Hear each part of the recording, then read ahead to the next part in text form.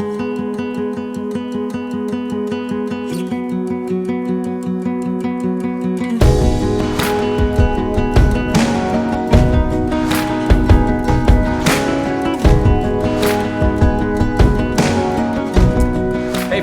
Pastor Jim Thomas from the Village Chapel here in Nashville, Tennessee, and welcome to our Friday night chat series. I'm so excited to have alongside of me Pastor Tommy Bailey, who's our director of worship, and tonight our guest, who's really not a guest, he's one of us. He's from this area and a good friend and a Village Chapeler as well, composer, author, songwriter, arranger, Keith Getty from all the way over in Northern Ireland now. Keith, how are you?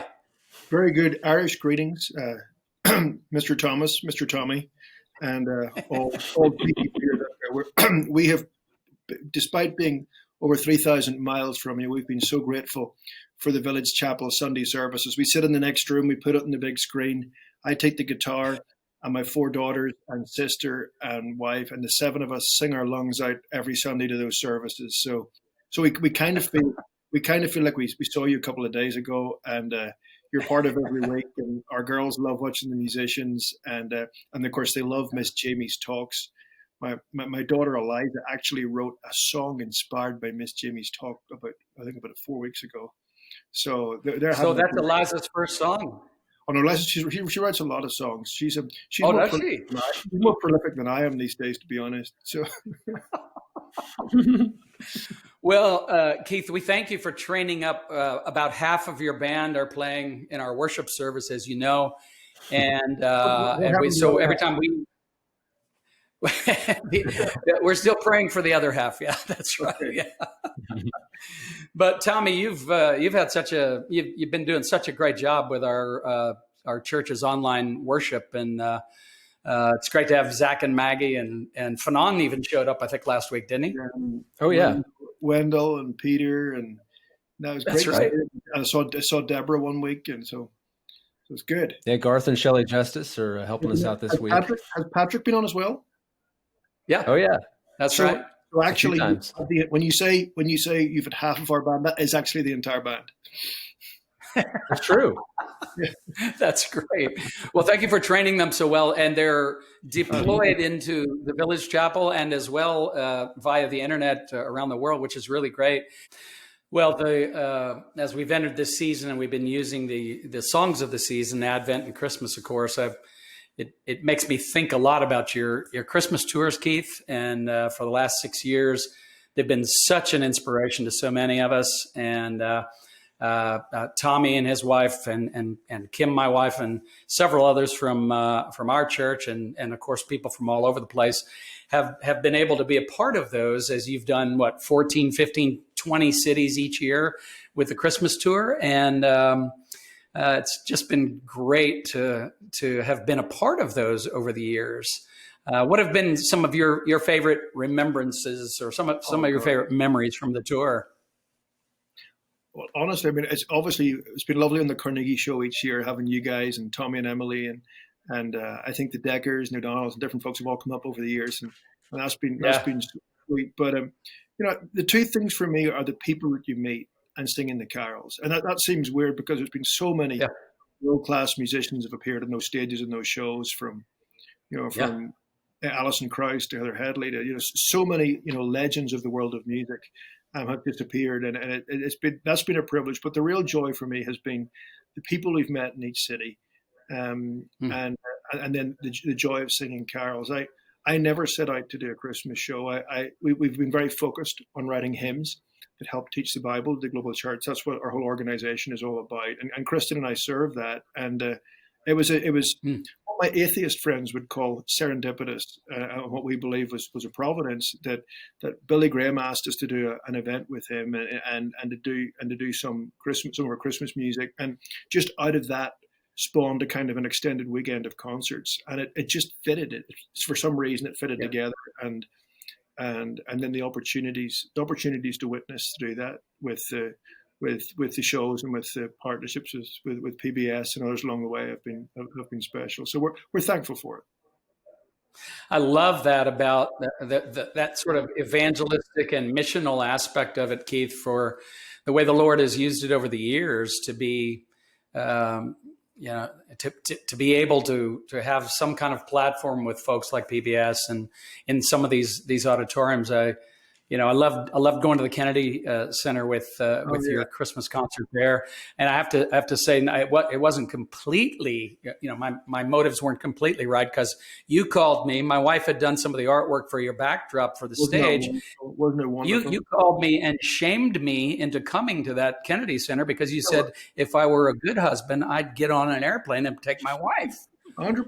And take every man has to create a wonderful memory for his wife this Christmas somehow. And this Christmas is tougher than most, but it was great. It was great to see you. It was great to see you both. And I should have made a better effort to have given you VIP seats and put you in the presidential hall. But I didn't get my act together. So the fault is mine. No, it's all good. Tommy, you've been involved actually on stage with Keith in the Sing Conference as well, and some of the arrangements. I'm assuming some of the arrangements you've done at Village Chapel and some of the stuff that you've done together with Keith and the rest of the band. All of that very inspiring to bring a certain level of excellence to the music of the church and to the glory of God together, right? Oh, absolutely. Yeah, Keith, you and Chris and I, we've talked about this often. It really shaped our love of congregational singing at TVC and putting an emphasis, a priority on that. Curious, talking about the Christmas tour on the Artistry side, you're an arranger as well. And we deal with this, and every local church deals with this. You talk about Christmas songs and the nostalgia that's wrapped up with Christmas songs. How have you, when you do the Christmas tour or other things, how do you make Christmas songs fresh? Like, what's your process for thinking about that? At the same time, still keeping the essence of the song? Because, people they'll get mad if you mess with their Christmas music. I mean, how do you? I think there's two or three things, and without turning it into a mutual compliment society, at the end of the day, you have shaped our lives, because what we sing on a Sunday shapes all of our lives. It shapes our family's life. It shapes the temperature and climate of our homes and the culture which we build there, and the fragrance of life. But I say there's two or three things. First of all, in all forms of art, great art lasts, and with Christmas music, these are outstanding compositions. These are some of the best folk melodies in history, or the melodies of Gustav Holst in the Bleak Mid-winter, or Felix Mendelssohn in Hark the Herald Angels Sing, and Bach, Beethoven, Handel. So many others have contributed to those melodic patterns, but especially even beyond those guys, some of the best folk tunes of all time. And then on the poetic side, of course, they fit into the heritage. Kim, for example, at church last Sunday read Lord Alfred Tennyson's poem, and he was a laureate, and he was one of several poet laureates in succession in the 19th and early 20th century in Britain, who were all believers.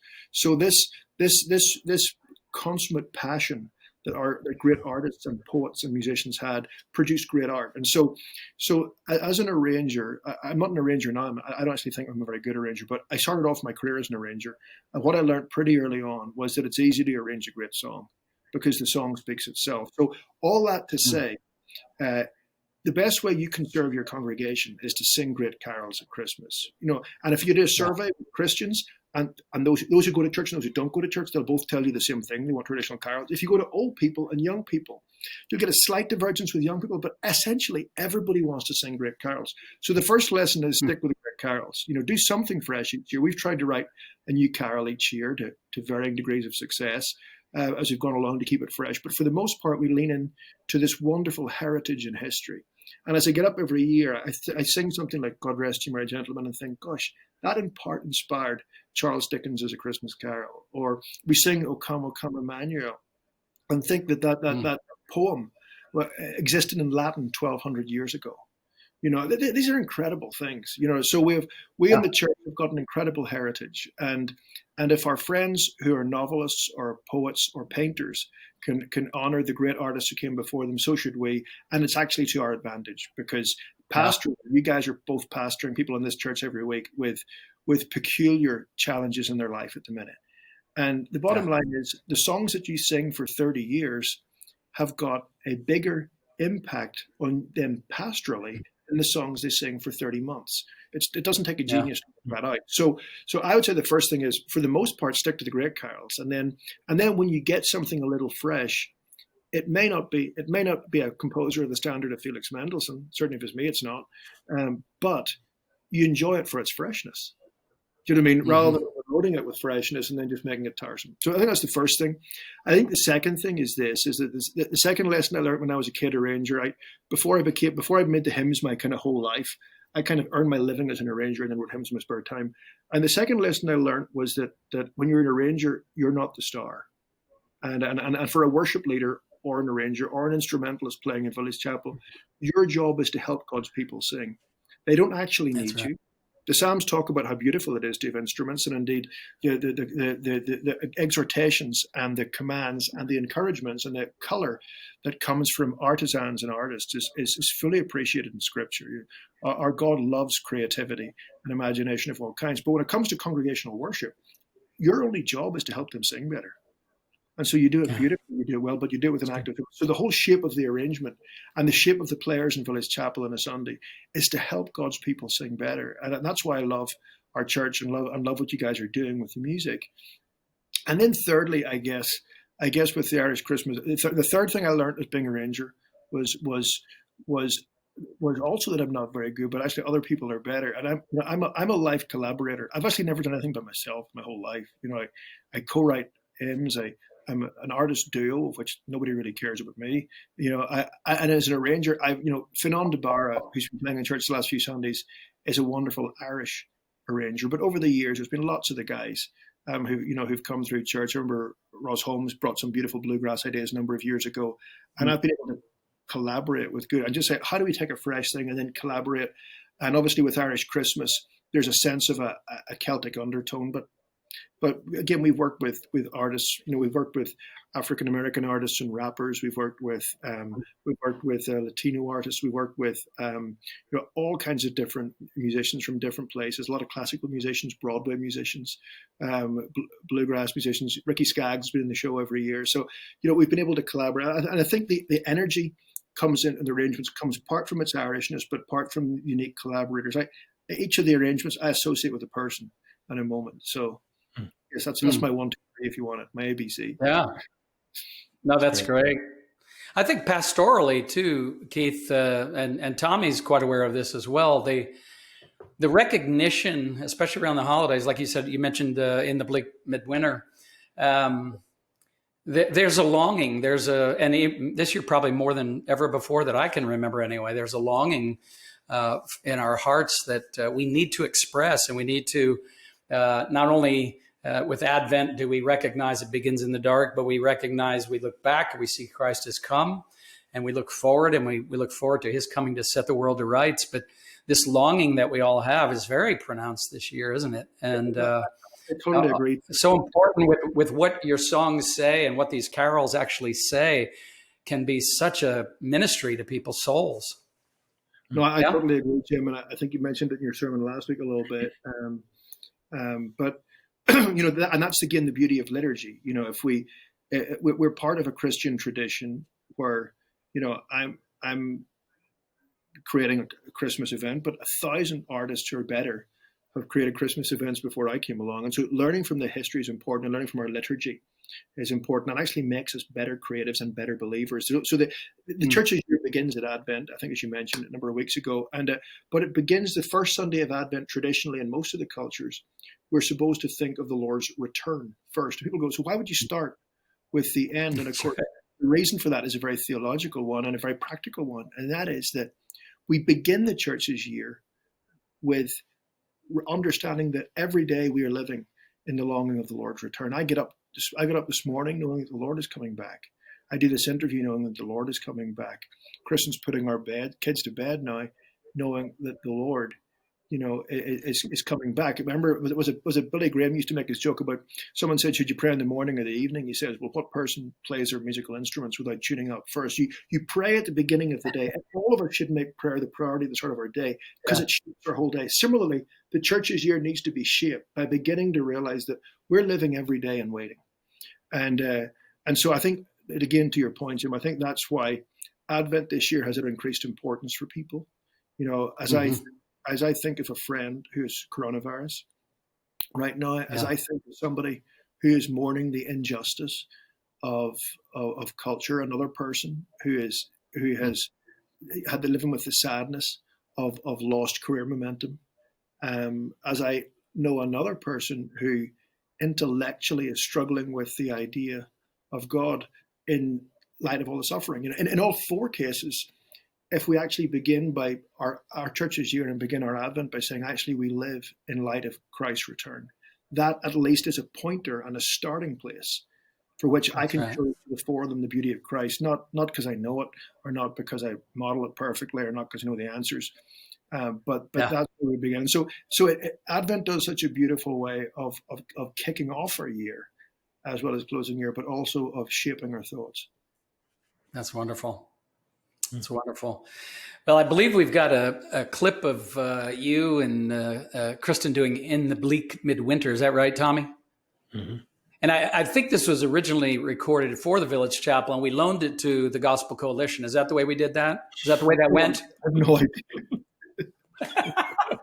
All I know is I'm the fat guy on the piano. So, but it's quite it is one of those songs that I think just does.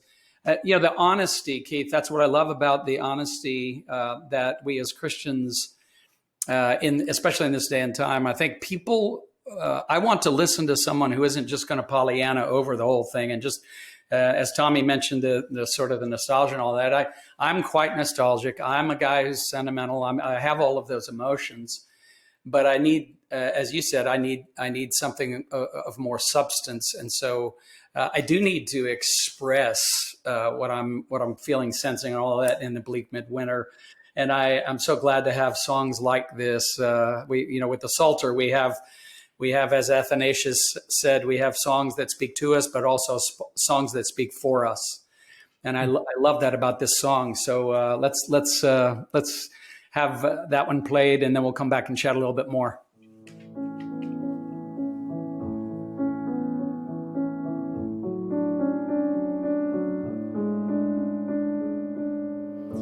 In the bleak midwinter, frosty wind made moan.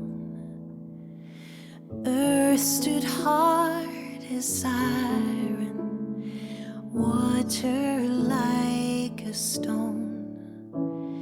Snow had fallen, snow on snow, snow on snow. In the bleak midwinter, long ago, our God, him cannot hold him, nor earth sustain. Heaven and earth shall flee away when he comes to reign. In the bleak midwinter, a stable place sufficed for the Lord God Almighty, Jesus Christ. Gloria, Gloria, now my eyes have seen. Sole Deo Gloria, he salvation brings, as the Lord has promised, I may go in peace.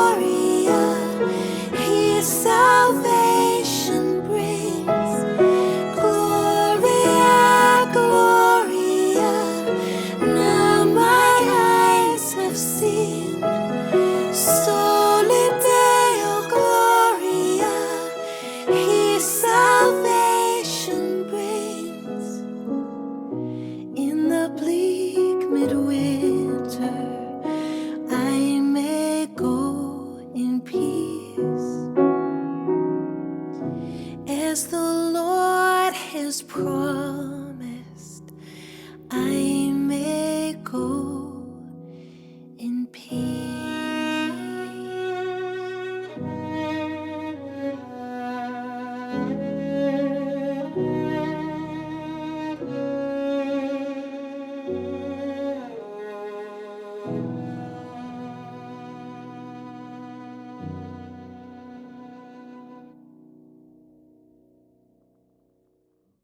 Such a beautiful song. Love that arrangement. Love Deborah's playing. It's just gorgeous.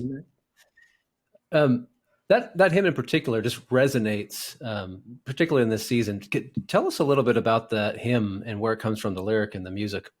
Sure. Again, like many of the greatest carols, they're some of the finest creatives in history. You've got Christina Rossetti's poetry, who wrote all those beautiful religious poems, and that beautiful. I think it's okay to say I think it's almost like a feminine touch and sensitivity in the last version of "What Can I Give Him, Poor as I Am, if I were a shepherd, if I were a wise man." It's just it is. It's got an extraordinary intimacy to it, and the melody, of course, to me it sounds like an Irish melody. That's what I said, but it was actually a composition of Gustav Holst, the composer, who famously wrote the Planets. So Holst's Planets, he wrote that, and then excuse me, Kristen and I heard this.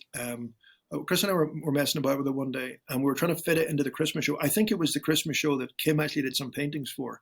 It was the songs of Christmas we were doing, and we were trying to fit it into Simeon's song. And she said, "Why don't we take the New World Symphony melody?" Which, for those of you who know, Dvorak was a Czech composer who came and actually lived in the Midwest of the United States. He heard spirituals being sung, and that brought the New World Symphony that he wrote about that melody. So that melody actually comes from there, and she combined it with Simeon's song. And so then just to round off the complete festival of plagiarization that we did, I took Bach's cello suite at the start. So the piano thing at the start, the little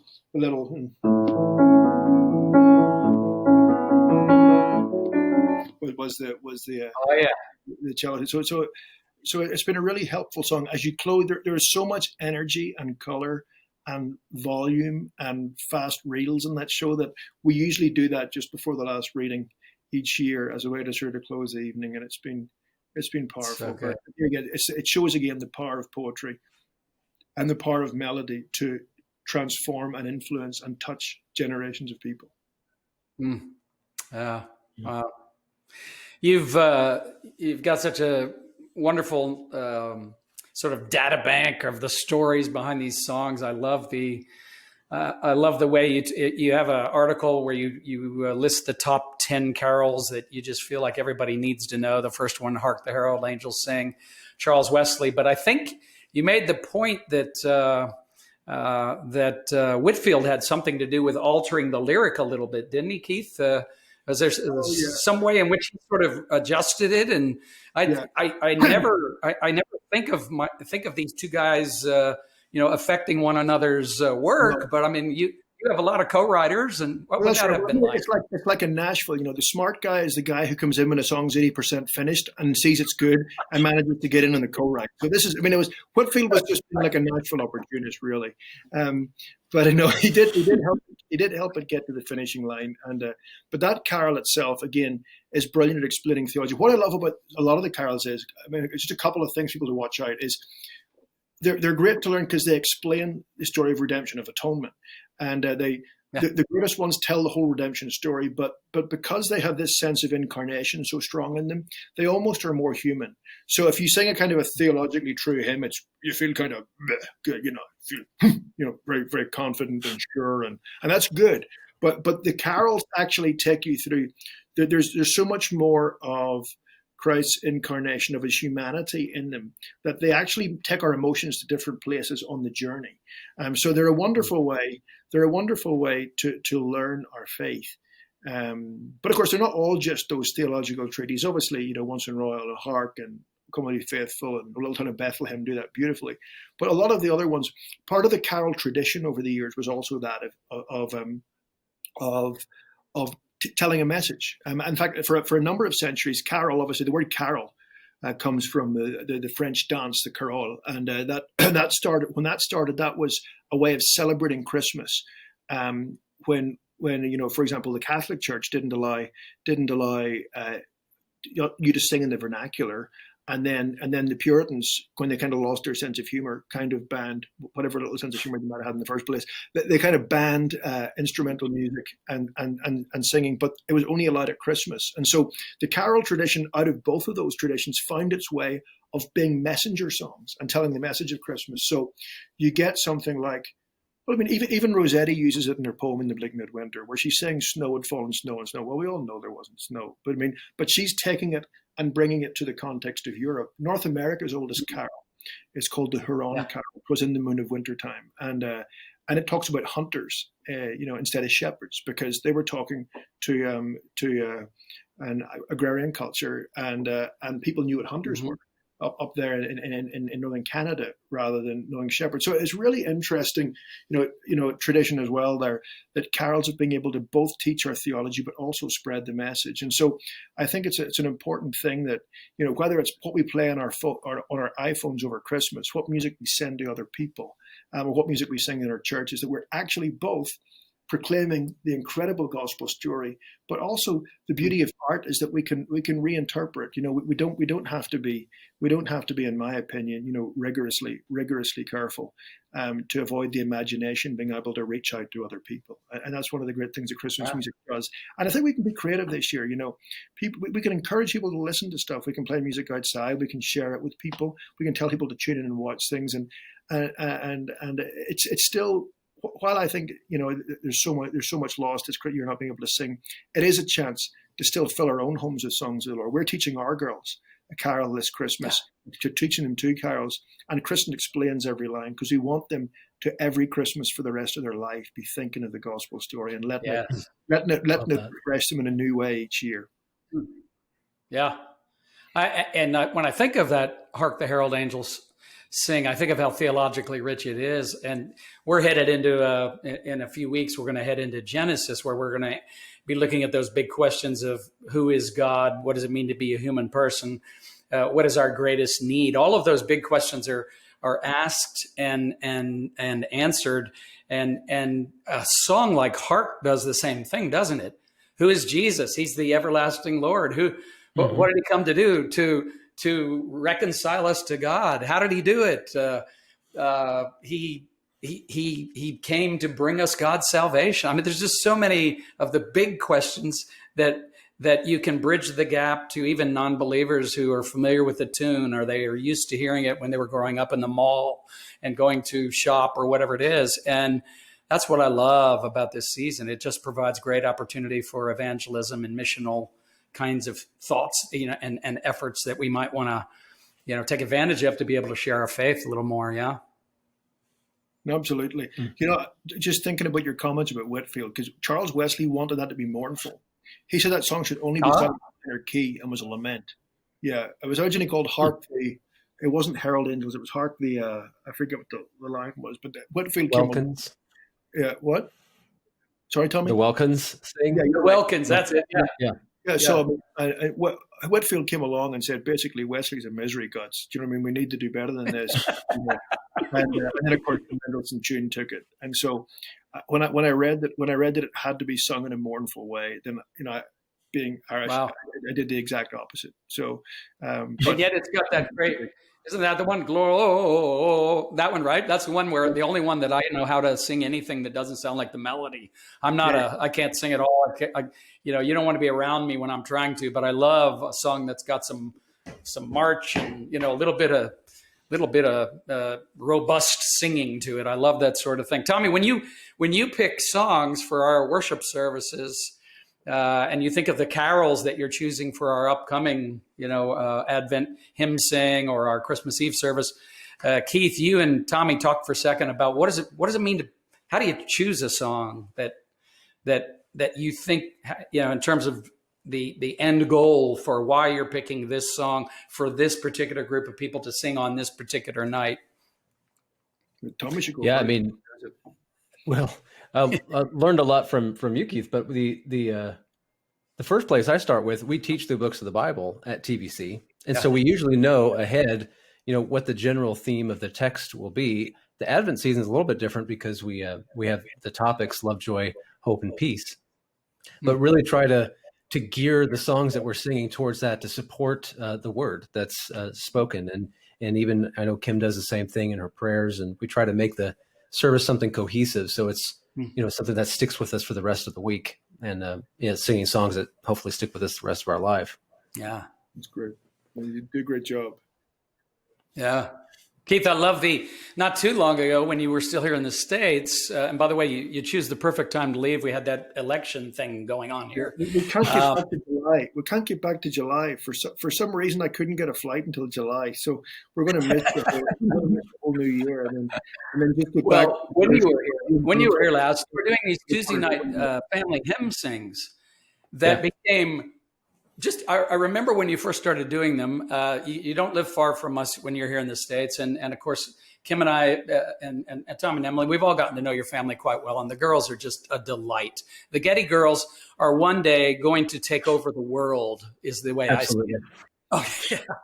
Well, watching you at the piano and watching the girls around you singing and the family hymn sing, for me, just such a treat on Tuesday nights when you're doing those online. Captured I know it totally surprised everybody how wide an audience that attracted, but we just love that, and we're looking forward to. I think we've convinced you guys to do one of those as we close out this particular Friday night chat. So I'm looking forward to that. But tell us how important that is with the family and with the passing that along as a heritage. I've heard you talk about it before, and I'd just love for you to just say a few words to encourage in this particular year, the way that a lot of churches aren't gathering, some are gathering. And for some of them, it's quite difficult because they got to wear the mask or be spaced or whatever. But talk to us about how we can still give our hearts in praise and worship to the Lord, even though our singing may be in some ways hampered or not gathered together like we'd like it. Gosh, my visceral reaction is just one again of wishing we could be together, and also knowing that one advantage of having 4 hyperactive daughters is that I am in a home with lots of people singing, and so my first thoughts are one of intense sadness for those who are on their own, and I don't take that lightly. Some of my closest friends and family members are on their own. And it's not an easy time for many people. To answer your first question, the practice of filling your home up with songs of the Lord is certainly not our idea. It's when we look at the Psalms in the Bible, how the Jewish people learned the Psalms. Jesus, for example, would have grown up saying or singing 6 Psalms every day, which is why whether it's the devil's whether at his greatest temptation with the devil or his greatest temptation at the cross, he's just spilling out the Psalms, and so what goes in comes out, and so that's a warning to every parent, to every father, to every mother, that the songs that we fill our homes with are going in, and ultimately will come out with our kids. Whether it's the passive songs that we put on in the background, whether it's what we watch on television, whether it's the priority of the songs that are worship to the Lord, that will form priorities of our children, whether we like it or not. More than, and I hate to say it, but more than any didactic teaching will ever do, because while something like teaching or analysis are wonderful ways for us to enhance our understanding, they only cover part of our senses, and so because music is so important, that's something that all of us have to do. And actually, people go, well, it's okay for you. You write songs, it's your job, and your wife's a great singer, even though you can't sing. And I'm going, well, yeah, it is. But actually, we had to learn it the hard way, because in our home, we were so. And you'll know this, But when you do music all day, the last thing you want to do at night is do music. You want to watch football or something, or just chill out. And so we didn't initially do it, but we started to, for our girls, it was as simple as go to bed every night and just sing a hymn before you go to bed. Our only rule was we would sing the same hymn every day that month. So what happened by the end of each month, the girls would learn a hymn. Some on a good month, when we were being good parents, they'd learn 2 or 3 verses. On a bad month, when we were making of the whole thing, they learn one. But that's kind of helped them in their understanding. And actually, they love Village Chapel because they sing so many classic hymns. They know most of them. They know the majority they sing, and so that's been a really great thing. And I think it's really helped them in their love for the Lord, their understanding of the Lord, their heart, but also in their love for church and desire to be there, look forward to that. So I say we're still in early stages. We've a lot to learn from the older parents, in the church. But I guess that's what it started. I guess one of the advantages with coronavirus, both this Christmas and then as we plan for New Year's resolutions, is that each of us can say, okay, what songs do we want to be the aroma of our homes? So that can go. That's anything from what we play on the iTunes over the nice speakers we have in these houses, or whether it's the music that we play, whether it's the things that we sing, whether just singing informally or singing a song at nighttime, or whether it's when we talk about music that we love, let's make sure that it's not just our latest singer-songwriter or movie score theme, but actually that we love these things, or talk about why this hymn is important, or and people take that in. And so I think this season, I know I was always in too much of a hurry. I was always after the next thing. I always had to please everybody and impress everybody.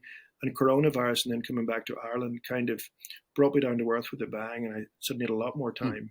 And before that, I kind of prided myself on being a good dad with good priorities, and I didn't realize actually how much I was walking past every day. And so, singing is only one of the things, but it is an important thing, And if you even look to the reformers, the reformers, Luther wanted every home to have a hymn book. That was his vision. John Calvin, who we wouldn't necessarily agree with his views on instruments in church, but he created the Genevan Psalter, from which we get, praise God from whom all blessings flow, and all these kind of things, and it will also dwell. But he wanted, his vision was that every home in Geneva, and we used to live there, every home in Geneva would learn the Psalms, would sing the Psalms as a family, because that would help them. That would help prepare them for every emotion of their lives. And so these are history things that have gone on, and a lot of my friends, the guy who used to lift our coal, the coal for the fire in our home in Ireland, he's just a simple, working class blue collar coal man, went to become a missionary in the Far East with his little wife, and they took hymn books and translated them, and that's how they actually taught to a new tribe. And so. Wow. So it's cool, but it's cool for us to be able to support them that way. And but of course, there's so many stories about the worldwide missionary movement over the last 150 years. And of course, the great thing is if it's done with sensitivity and love and grace and beauty, and then you naturally allow the next generation to write their songs in their cultures and in their dialects as well. So it's an exciting thing. That's so wonderful. Well, let's take a few minutes then, and with that being said, let's hear from the Getty family.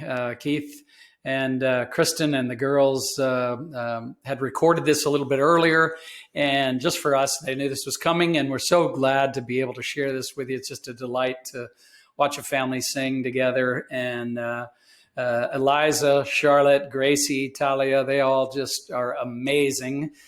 Girls, and like I said, Keith, you and Talia, because her behavior is just too awful. Oh,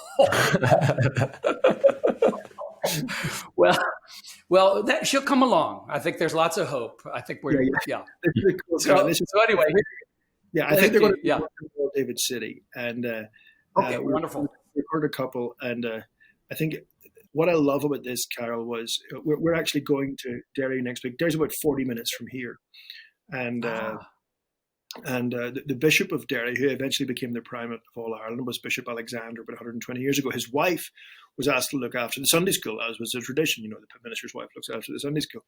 And she was so disgusted that these children at 6 to 9 years of age were singing what she considered shallow songs to the Lord. She says, if they sing shallow songs, how will their faith grow up to think that this is more than just fanciful imagination? She says they will not be solid enough to continue to grow through their lives and their faith and respect it. she decided to do a thing called Hymns for Little Children. There was a collection of poems that she set to music, but with the purpose of teaching children the Bible. So when she went through the Apostles' Creed, starting with "We believe in one God, maker of heaven and earth," and out of this collection, written, I say, just 40 minutes from our home here in Ireland, Wow. All Things Bright and Beautiful was born. That was the hymn for Maker of Heaven and Earth. The one for He Became Incarnate, was born of a virgin. He became incarnate was the idea of him becoming incarnate. She told it as a story. She thought the way to keep kids and help them understand the whole story is to tell a story beautifully. Much of great art, from film to music to theatre, indeed some would argue to visual art, is great story. And she told the story beautifully, called Once in Royal David City. And so we're actually taking the girls up there the day after my birthday, and we're going to go and sing Once in Royal David City in that cathedral. So we're kind of excited about that. Wow. That's great. Well, here they are, Once in Royal David City. We are about 40 minutes away here from the city of Derry, and a long time ago there lived a lady called Cecil Frances Alexander that lived and served alongside her husband, who was the bishop. And she was so concerned about the biblical literacy of the children around her and their community that she started to write songs for them, because of course singing something is a wonderful way to remember it and hold on to it. And so she did a collection called Hymns for Little Children, inspired by the Apostles' Creed. She took every line and wrote a hymn into it. And so when it came to Jesus coming to the earth, she wrote Once in Royal David City. And it has been the hymn of the month for our kids, and they're going to sing it with us now. Usually the first verse is sung by a choir boy in the traditional lessons and carol service, but as you can see, we have just lots of girls, and so we're going to sing with choir girls. If you have a boy, then that can be our choir. That's right. That'll be the choir boy. But if you kids, family, Daddy's gather the round. choir boy. Daddy is the choir boy, that's right. If you'd like to join us and sing, please do. Once in Royal David City. Once in Royal David City stood a lowly cattle shed, where a mother laid her baby in a manger for his bed. Mary was that mother mild, Jesus Christ, her little child. For he is our childhood's pattern. Day by day, like us he grew. He was little, weak and helpless, tears and smiles, like us he knew. And he feeleth for our sadness, and he shareth in our gladness. And our eyes. And our eyes at last shall see him through his own redeeming love. For that child so dear and gentle is our Lord in heaven above. And he leads his children on to the place where he is gone. Oh, that was lovely. Thank you so much. You know, speaking of this, the family hymn sings and teaching your girls to sing, it made me curious. What carols are most memorable to you growing up in Northern Ireland, Keith? Gosh, well, so many carols for different reasons. Once in Royal David City, of course, being from the north of Ireland, which is where I come from, was great. And of course, it's always the most watched choral program in the world every year is the King's College Cambridge service of lessons and carols that happens, and many of you, I'm sure you've seen it. But every year it begins with Once in Royal David City. That's part of the tradition. And the choir process in while they sing it. But it begins with one choir boy walking in, singing Once in Royal David City. And incidentally, as I said, before the thing goes to global television, the boys have to learn that. They train the whole year. So it's the same choir school in the world. And all the boys have to learn that. And 20 minutes before the carol service every year, the conductor comes out, stands like this, and then holds his baton up and points to a boy, and that's the boy has to sing it, and none of them know. So they spend the whole year, and one of them has 20 minutes to get it right, and if they get it wrong, it'll never be forgotten. But so no pressure for but you know, from the serious point of view, the Carol, she does such a wonderful job, I guess, in a way like Lewis and Tolkien also did, and indeed like Jesus did, of course, in his superlative in his parables. But this ability to tell a story that compels and hits the, you know, hits the very the heart of human nature, and then she takes us through the story, and then of course, you know, there's verses about Antola's wondrous childhood, and but then it finishes with with the Lord's return, you know, not in that poor lowly stable, the oxen standing by. We shall see him, but in heaven, set at God's right hand in hand. When like stars his children crowned, all in white shall we around. Just this extraordinary sense of glory. It reminds me of a poem, actually. It reminds me of a poem that my wife gave me this morning by Malcolm Guite, who I think you're going to have in the program next year. And again, it's contrasting, his poem contrasts that same thing, the swaddling clothes to the linen that came off when he was resurrected. Yeah. You know what I mean? And that sense of the future. And as we think about Christmas, I said it begins by thinking about eternity. So this is his poem called Emmanuel, inspired by the O antiphon, inspired by O Come, Come Emmanuel, which is one of the O antiphons. But here it goes. It goes, O come, and be our God with us. O long sought witness for a world without. O secret seed, O hidden spring of light, come to us wisdom, come unspoken name, come root and key and king and holy flame. O quickened little wick so tightly curled, be folded with us into time and place. Unfold for us the mystery of grace and make a womb of all this wounded world.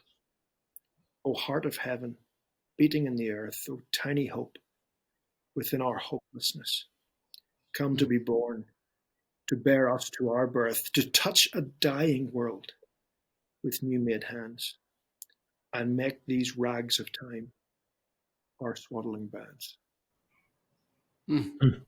Wow. Beautiful. That is amazing. Beautiful Well, this year, isn't it? it really is. Yeah. Unfold our grace. What was that line about? Unfold the grace. What did it say right there, Keith?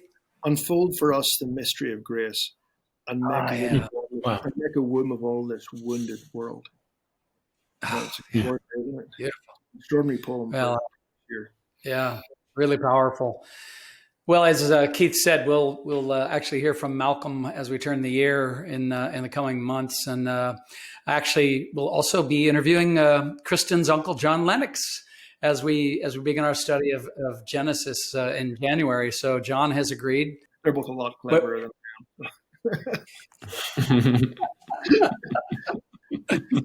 Well, we're looking forward to it. It's like the UK invasion here at the Village Chapel. We'll have Keith from Northern Ireland. We've had Os Guinness. He's got a little bit of a British accent. Someday I hope to interview Ross as well.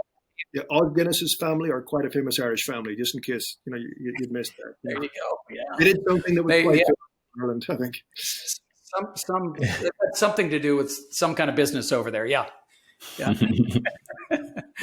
But Malcolm Guite's actually Scottish, I believe, but he sounds English. Oh, that's right. Scottish, that's right.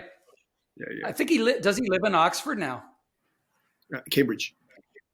He's teaching there. That's right. Yeah. So there you go. Well, we're looking forward to that conversation and our conversation with John Lennox as well. So thank you, Keith, for joining us tonight on our Friday night chats here at the Village Chapel. Tommy Bailey, thank you as well for jumping in and joining me as we've had a good opportunity to talk with Keith tonight. And so glad that you could join us from wherever it is that you're watching or listening.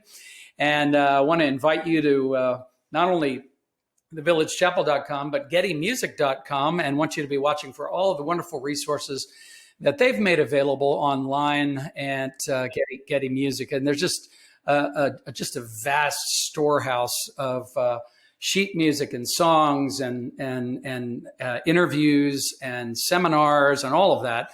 So you want to check that out. And we'll make sure to post all of the links to that sort of information here in just about 2 seconds after I get done saying farewell. Thank you for joining us tonight, though. It's been a pleasure and a delight to have you all here. God bless you. See you.